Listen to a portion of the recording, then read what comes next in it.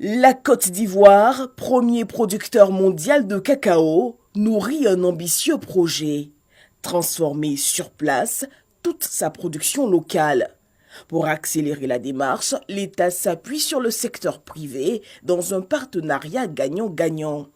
Ce mardi, à la zone industrielle de Yopougon, le groupe agro-industriel Cargill a dévoilé les nouvelles capacités de son extension qui font de la commune de Yopougon le cœur du cacao. Avec ces plus de 2 millions de tonnes de cacao, le gouvernement ne cesse de mettre en place, en plus des avantages liés au code des investissements, de mettre en place des mesures additionnelles attractives, encourageant les opérateurs du cacao à accélérer la cadence de transformation de nos produits. La société Cargill s'est engagée à augmenter sa capacité de broyage de 50%, passant ainsi de 110 000 tonnes à près de 170 000 tonnes par an sur les 5 années de mise en œuvre de la Convention. Depuis 2017, le gouvernement a conclu plusieurs accords avec les opérateurs en vue de les inciter à transformer encore plus. Il faut toujours se rappeler que seuls 5 à 6 % des 105 milliards de dollars américains créés annuellement dans le monde par cette filière sont captés par nos entreprises et nos paysans.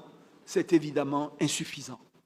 Pour renforcer la contribution de cette filière, essentielle à la création d'emplois et de richesses dans notre pays, le gouvernement s'est fixé pour objectif de transformer à terme toute la production nationale.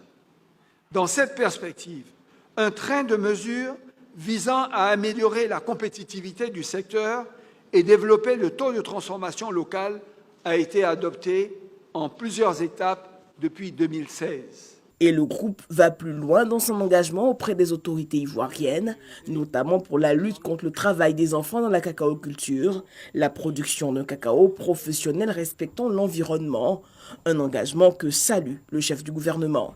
En étant mieux cultivés dans nos terres, avec plus d'efficacité productive et plus de durabilité, en étant mieux transformés sur notre sol, comme nous le célébrons aujourd'hui, avec l'extension de l'usine Cargill, en étant mieux commercialisés à un prix respectueux du travail de nos paysans comme celui de nos ouvriers.